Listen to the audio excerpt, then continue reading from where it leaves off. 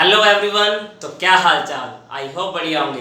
चलिए स्टार्ट करते हैं टॉपिक। 10th क्लास का आपका मैथ्स के अंदर हम चैप्टर नंबर 1 करने वाले हैं, जिसका नाम क्या है, रियल नंबर। आज की हम पूरी वीडियो में क्या करेंगे, एक बेसिक इंट्रोडक्शन करेंगे पूरे चैप्टर का। और आप गारंटी मान के चल रहे, ये अगर आप बेसिक बातें समझ लेते हैं आपके 2 चैप्टर कवर हो जाएंगे। कैसे? एक तो आपका चैप्टर नंबर 1 कवर होगा, एक आपका चैप्टर नंबर 15 कवर होगा, जिसमें हम बाद में करने वाले हैं, जिसका नाम हमारा क्या है, प्रोबेबिलिटी। वहां पे ये सारे टर्म्स आपकी इनडायरेक्टली या डायरेक्टली यूज होने वाली हैं, तो आपको बेसिक समझना चाहिए। और आपको मैं इस बात की गारंटी दे रहा हूँ, ये जो मैं सीरीज बनाने वाला हूँ लगभग 120 डेज यानी कि 4 महीने का पूरा कोर्स रहेगा, free of cost. A to Z आपका एग्जाम ओरिएंटेड रहेगा। कुछ पार्ट आपका एनसीईआरटी से उठाया जाएगा, कुछ पार्ट आपका आरडी शर्मा से उठाया जाएगा, कुछ part RS Agarwal NCERT exemplar previous year paper, सबका कंपाइलेशन मैंने इस वीडियो में डाला है। तो आप मान के चलना, जितनी भी वीडियो डालने वाली है लगातार डालेंगे, डेली आपको देखनी ही देखनी है। क्लियर? रियल नंबर्स का मतलब क्या होता है, जितने भी आपने 10th क्लास तक या 9th क्लास तक सारे के सारे नंबर आपने पढ़े हैं, वो क्या होते हैं, रियल होते हैं। उसमें चाहे आपका पॉइंट्स वाला आ जाए, चाहे वो फ्रैक्शन आ जाए, इसको हम रैशनल बोल देते हैं। उसके बाद क्या, चाहे आपका बार वाला जो आप 9th में पढ़ के है, वो भी आपका यही चीज है। आपका माइनस वाला है, प्लस वाला है, जीरो है, सभी नंबर्स के आपके रियल नंबर्स होते हैं। इसके बाद क्या बोला गया, इसके 2 टाइप होते हैं। कितने? 2।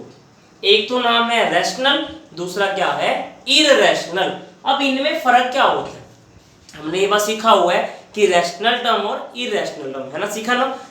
अब देखिए, रैशनल नंबर हमने इतना पढ़ा था, जिसको भी हम p/q फॉर्म में लिख सकते हैं, वो क्या होता है, हमारा रैशनल नंबर होता है। हमने इतना पढ़ा हुआ है। बट रैशनल नंबर अगर इतना होता है, तो क्या आपसे मैं पूछूं कि √5 एक रैशनल नंबर है? आप मन में कहो सही से नीचे 1 लगा दो। नहीं, होता क्या है, हमें इस बात को समझना है जिसके नीचे हम फाइनाइट नंबर ऑफ जीरोस लगा सकते हैं। एग्जांपल समझते हैं। मैंने कहा 0.456। क्लियर? अब पॉइंट काट दूंगा, नीचे 1000 लगाऊंगा, बन गया p/q। मैंने कहा 0 को 0/1 लिख दो, बन गया p/q। p/q जस्ट एक सिंबल है, कोई नाम नहीं है आपके सर। p/q की जगह पे 1 2 आ गया तो क्या करें, 7 8 आ गया तो क्या करें, सेम मीनिंग है। क्लियर? अब आगे देखिए, दूसरा टाइप क्या होगा, इररेशनल नंबर। इसके बारे में बाद में आता हूं, पहले इसके टाइप समझ लेते हैं हम। सबसे पहला टर्म क्या है, नेचुरल नंबर। क्या है? Natural number. Number starting from 1 2 3 up to 100, ये क्या होते हैं, नेचुरल नंबर होते हैं। फिर पहुंच के कहां पे, होल नंबर पे। Number starting from 0 1 2 3 up to 100। Clear? अब आपसे अगर मैं पूछूं, क्या every natural number is a whole number और नॉट, क्या सारे के सारे जो नेचुरल नंबर लिखे हैं, आप देख सकते हैं बोर्ड पे, होल नंबर है? आप कहें बिल्कुल है। तो नेचुरल स्टार्ट हो रहा है 1 से, मतलब ये पोर्शन हुआ। क्या ये पोर्शन सारा इसमें कवर नहीं हो गया? देखो ध्यान से, हो गया ना कवर। तो मतलब क्या, सारे के सारे नेचुरल होल नंबर का एक हिस्सा है, पार्ट है। लेकिन अगर इसका रिवर्स करने बैठ जाऊं तो क्या सारे होल नंबर नेचुरल नंबर है? आपको सर नहीं, क्यों? इसका रीजन 0 बच गया भाई। 0 जो है नेचुरल में नहीं जाता, इसलिए कहेंगे सारे नेचुरल होल हैं, बट सारे होल नंबर नेचुरल नहीं है। क्लियर? अब अगला देखिए टॉपिक क्या है, आगे लिखा गया है इंटीजर। अब आपने देखो 0 पढ़ लिया, पॉजिटिव टर्म पढ़ लिया। अब इसमें क्या होगा, देखो ध्यान से देखना भी। इंटीजर की बात कर रहा हूं मैं, एक सीरीज होती है। मैं आपको यहाँ पे डेफिनेशन लिखवाने वाला, आपको रट के जाना नहीं, क्योंकि पेपर में डायरेक्टली काम नहीं आती। क्वेश्चंस में टर्म्स लिखे जाते हैं, prime number, composite number, real number, even odd, एक टर्म समझनी होती है, वही आपको समझा रहा हूं मैं। एक सीरीज होगी किस किस की, 0 की, पॉजिटिव नंबर्स की एंड नेगेटिव नंबर्स की। ये सारी की सारी क्या होती है, हमारे पास इंटीजर्स होते हैं। चाहे माइनस का हो, प्लस का हो, 0 हो, सारे क्या होते हैं, इंटीजर होते हैं। फिर से मैंने आपसे क्वेश्चन पूछा, आप मुझे कमेंट करके बताना, क्या सारे के सारे होल नंबर इंटीजर होंगे? अब दोबारा सोचो, क्या सारे के सारे होल नंबर इंटीजर होंगे? आप कहोगे सर बिल्कुल होंगे। इसका रीजन क्या, देखो हमारे पास जो होल नंबर है वो यहां से स्टार्ट होते हैं, स्टार्टिंग फ्रॉम 0। अब ये तो सारे के सारे कवर कर गया इंटीजर तो मतलब होल नंबर तो आगे सारे के सारे। तो आप कह सकते हैं every whole number is a part of integer. इसी तरह से एक और आपसे मैंने क्वेश्चन पूछा, क्या सारे के सारे नेचुरल नंबर इंटीजर होंगे? फिर से बताओ मुझे सर। आपको सर बिल्कुल होंगे। क्यों? क्योंकि नेचुरल नंबर बोलता है स्टार्टिंग फ्रॉम 1, तो मतलब यहां वाला पोर्शन ध्यान से देखना, इसमें है ना इंटीजर, जो मैंने बड़ा सर्कल लगा रखा है ना इसमें, मतलब क्या सारे के सारे इंटीजर्स होंगे।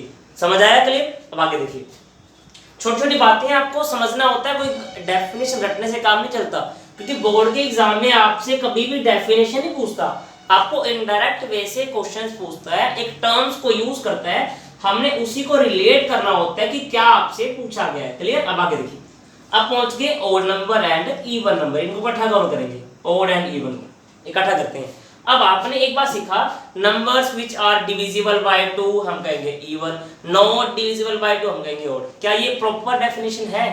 हमने क्लास छोटी में इतना ही रट लिया बात को कि नंबर जो है 2 से डिविजिबल है, बोल देंगे इवन नंबर है, नॉट डिविजिबल है, बोल देंगे ओड है।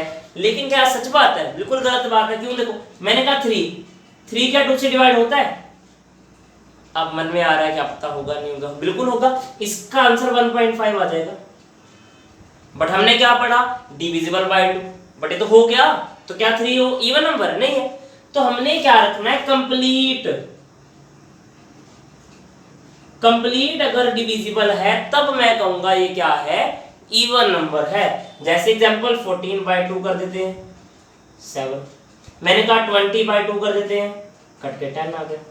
तो मतलब अगर वो कंप्लीट नंबर दे रहा है, कोई भी पॉइंट्स को यूज नहीं कर रहा, तब मैं कहूंगा क्या?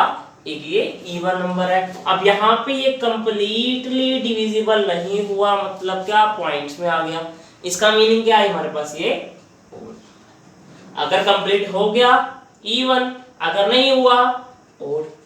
इतना सफर समझ में आ गया, कोई दिक्कत नहीं है। आगे चले देखिए, अब टर्म्स आती है composite number and prime numbers की। इसके ऊपर आपके पास क्वेश्चन पेपर में आया हुआ है 1.3, जब मैं डिस्कस करवाऊंगा आप देखना, वहां पे आपके प्राइम नंबर्स के ऊपर, को प्राइम नंबर्स के ऊपर, कंपोजिट नंबर्स के ऊपर आपके पास बहुत सारे क्वेश्चंस आने वाले हैं।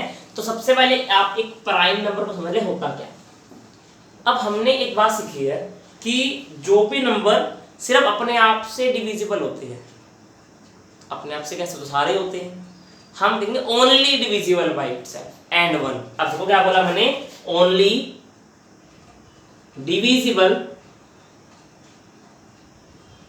By itself and 1। जो भी नंबर खुद से डिविजिबल होंगे और 1 से तो सारे ही होते हैं, आपको पता ही है। दुनिया में कोई भी ऐसा नंबर नहीं है जो 1 से डिविजिबल ना होता हो, सारे ही होते हैं। बट इटसेल्फ का मतलब मैंने कहा 5। अब 5 या तो 5 से डिवाइड हो सकता है या फिर 1 से हो सकता है, और किसी टेबल आता ही नहीं 5, आप चेक कर सकते हो। मैंने कहा 11 या तो 11 से ही कटेगा या फिर 1 से कटेगा, और कटता ही नहीं। मैंने कहा 23, ये भी क्या है? एक प्राइम नंबर है, जो केवल अपने टेबल पे कटता है, उसको बोलते हैं प्राइम नंबर। क्लियर? अब बात करेंगे कंपोजिट की। चलो इससे पहले आपको एक बात बताता हूं मैं, अब लीस्ट प्राइम नंबर, सबसे छोटा प्राइम नंबर कौन सा होता है? आप मुझे कमेंट करके बताना सबसे छोटा प्राइम नंबर कौन सा होता है। आप कहें सर 1, कोई कहेगा 2, कोई कहेगा 3। सबसे छोटा प्राइम होता है 2, आपको ध्यान रखना है। अब मन में डाउट, क्या सर 1 ले सकते हैं? 1 नहीं बच्चे, 1 तो कुछ भी नहीं है। 1 ना तो कंपोजिट, अभी बताऊंगा आपको इसके बारे में मैं, ना ही आपका ये प्राइम। 1 जस्ट एक काउंटिंग नंबर है, नेचुरल, जो हेल्प करता है काउंटिंग को इनिशिएट करने में। बट आपका 1 ना तो कंपोजिट है, ना ही वो प्राइम नंबर। इतना क्लियर हो गया? ठीक है। अब एक बात और ध्यान रखना, अगर आपको बोले लीस्ट प्राइम नंबर आपका है सबसे छोटा 2, अगर मैंने कहा लीस्ट इवन प्राइम नंबर, सबसे छोटा इवन प्राइम नंबर, दुनिया में इकलौता ऐसा नंबर है जो इवन भी है और प्राइम भी है, जिसका नाम है 2 नंबर इकलौता ऐसा है, इवन भी है प्राइम भी है। बाकी अनंत में से कुछ मर्जी नंबर उठा कर सारे ओड होते हैं।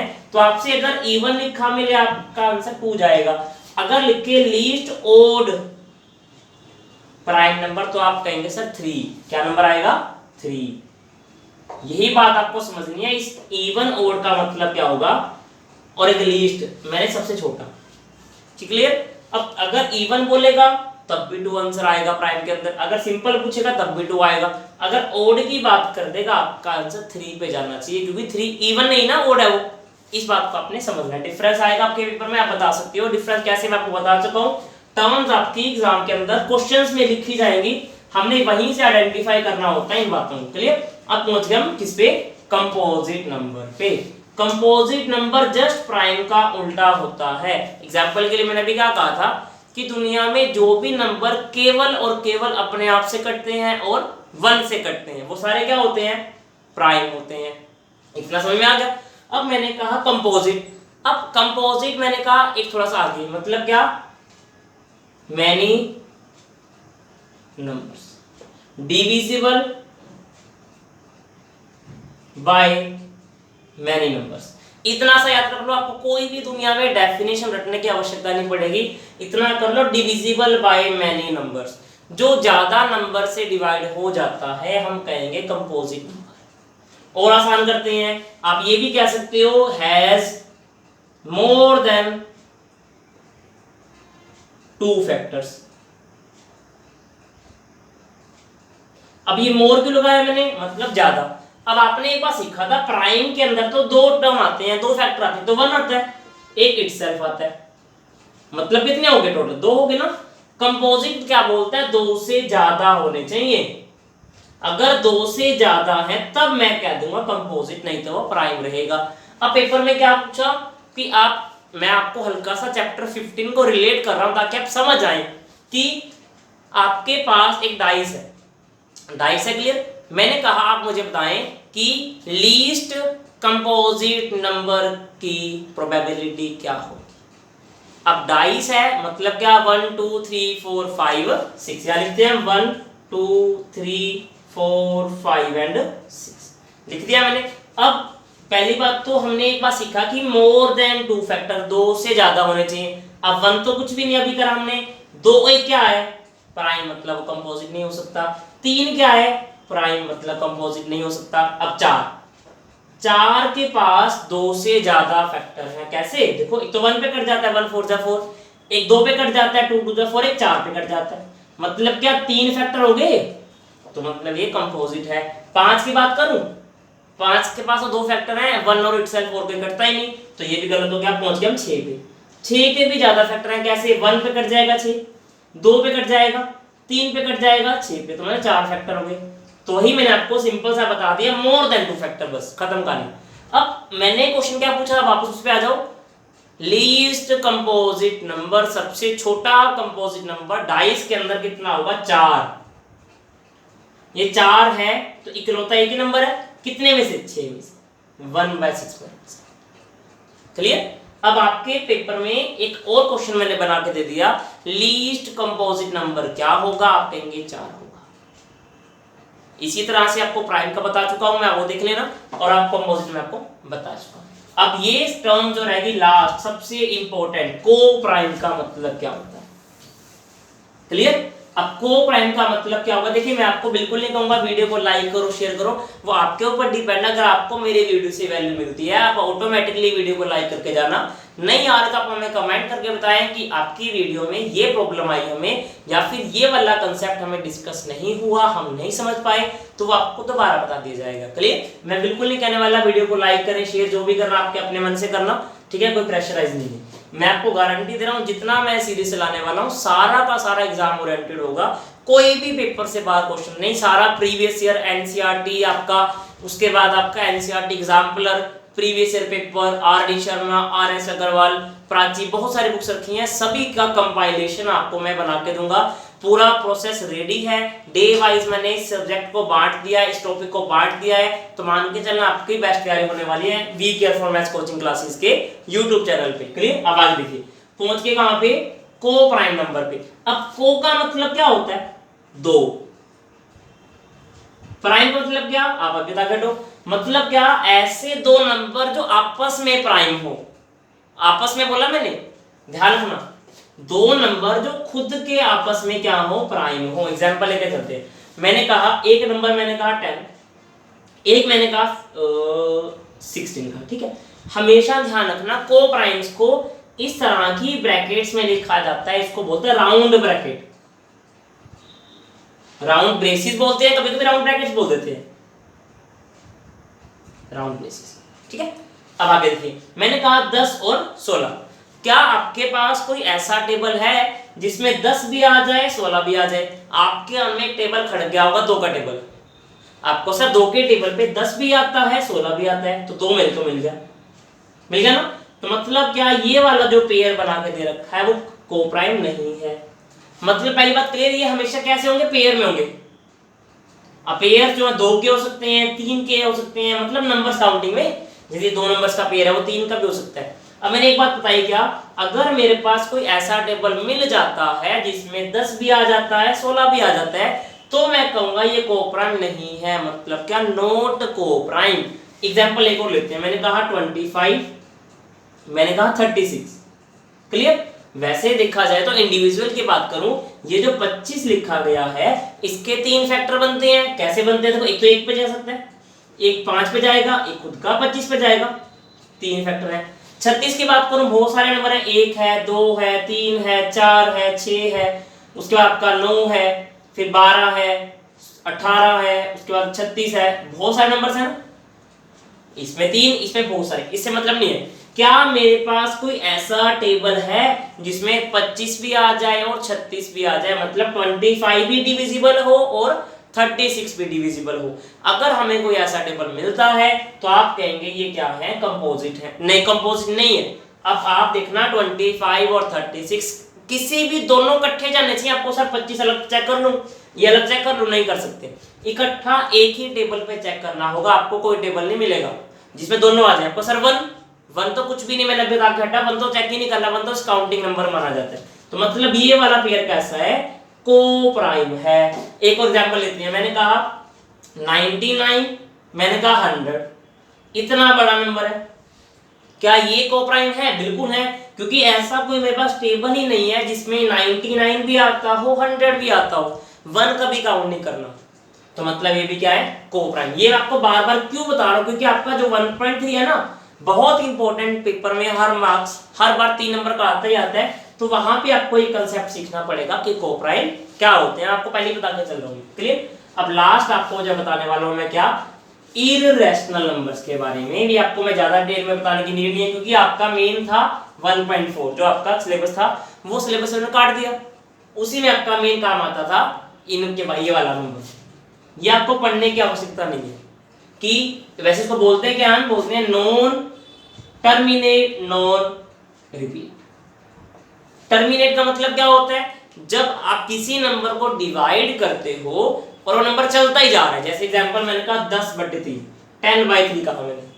अब आज मेरी बाइलिंगुअल रहेगी हिंदी प्लस इंग्लिश, ताकि हिंदी जो पढ़ने वाले बच्चे हैं उनको दिक्कत भी ना आए, इंग्लिश वाले बच्चों को भी दिक्कत ना आए। मैं बाइलिंगुअल लेके चल रहा हूँ। 10/3, 10/3 को अगर मैं काटूंगा तो क्या आएगा, 3.333 चलता रहेगा, ये नंबर आएगा 3.333 चलता रहेगा। मतलब क्या, ये डिवाइड खत्म होगी? नहीं हुई। मतलब क्या, ये नॉन टर्मिनेट है, खत्म ही नहीं हो रहा। अब क्या ये नंबर रिपीटिंग है, नॉन रिपीटिंग है? आप देखो हर बार 3 आ रहा है काटने पे, तो मतलब ये रिपीटिंग है। अगर ये रिपीटिंग है तो ये रैशनल कैटेगरी में जाएगा। आपको याद होगा हमने 9th में चैप्टर पढ़े 0.6 बार को p/q बनाओ, मतलब बार वाला मतलब क्या होता है, ऐसे, और बार को हम क्या बनाते थे, 6/9, बन गया p/q। मतलब बार वाले सारे क्वेश्चन, या ये कह सकते हो नॉन टर्मिनेट और रिपीट, ये सारे क्या होते हैं, रैशनल।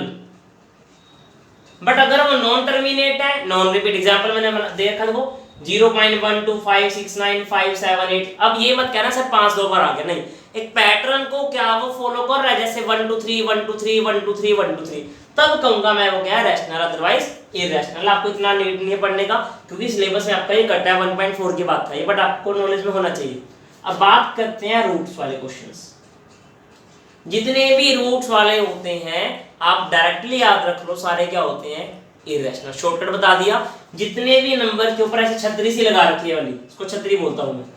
अंडर रूट बोलते हैं, हिंदी में वर्गमूल बोलते हैं, बट इसको छतरी मानते हैं, तो थोड़ा इंटरेस्ट बने। ये जब भी छतरी से लगा दी जाएगी मतलब वो क्या बन जाएगा, इरैशनल बन जाएगा। बट एक कंडीशन है, ये छतरी सी कब हट सकती है, अगर उसके बीच में जो लिखा गया है वो परफेक्ट स्क्वायर है। मतलब क्या, मैंने कहा यहाँ पे 4 लिख दो, 4 का रूट 2 होता है, मतलब क्या, अंडर रूट हट गया।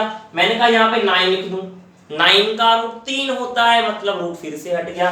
मैंने कहा इसको कर दो 16, वो 4 का होता है, मैंने कहा 100 कर दो इसको, 100 का रूट 10 होता है। इसका मीनिंग क्या, वैसे देखा जाए सारे के सारे रूट वाले नंबर्स क्या होते हैं, इरैशनल होते हैं। लेकिन जिनका रूट पॉसिबल है, जिसका रूट आपको लगता है कि निकल सकता है, वो सारे क्या होते हैं, रैशनल होते हैं। आई होप आपको वीडियो पसंद आई है, ठीक है जी, थैंक यू। कल फिर मिलते हैं एक नई वीडियो के साथ, जिसमें आप क्या डिस्कस करेंगे, फैक्टर्स, एचसीएफ, एलसीएम, इनमें फर्क क्या होता है। आज तक मैंने बच्चों को देखा या जिनको मैंने पढ़ाया उनको यही डिफरेंस नहीं पता कि फैक्टर्स क्या होते हैं, एचसीएफ एलसीएम क्या होता है। फैक्टर का उसको भी ऐसे बोलते हैं, उसको भी एलसीएम बोलते हैं, मतलब फर्क ही नहीं समझ आता हमें। तो कल आपको सारा डिस्कस करके बताऊंगा इनमें फर्क क्या है, इनको निकालते कैसे हैं। उसके बाद अगले दिन क्या करेंगे, उसके क्वेश्चंस और एक्स्ट्रा जो बोर्ड में पेपर में आ रखे हैं क्वेश्चंस, ठीक है। Thank you, have a nice day. आज के लिए इतना ही।